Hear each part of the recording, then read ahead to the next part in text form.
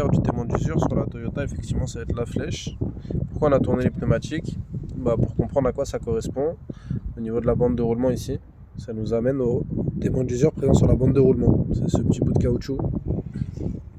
À partir du moment où ce morceau de caoutchouc va être à la même hauteur que le reste du pneumatique, c'est qu'il est trop lisse. Il faudra le changer. C'est-à-dire si quand je mets mon doigt, il n'y a pas de trou, il n'y a pas de différence, c'est qu'il est trop lisse. Ok.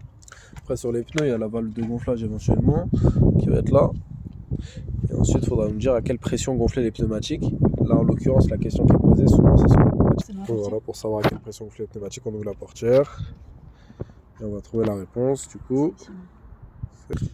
Hop, on va retrouver ici. La première colonne, c'est pour les pneumatiques avant. Deuxième colonne, c'est pour les pneumatiques arrière. Nous, on veut l'unité de mesure qui est entre parenthèses, là, les barres. Et la question posée souvent, c'est pour les pneumatiques arrière. Pneumatique arrière, lorsque le véhicule est chargé, c'est 2,2. C'est pas hyper méga clair, mais en gros, inférieur à 160 km/h, c'est-à-dire que le véhicule n'est pas chargé, c'est cette ligne-là. Là. Et supérieur à 160 km/h ici, là, c'est quand le véhicule est chargé. Voilà.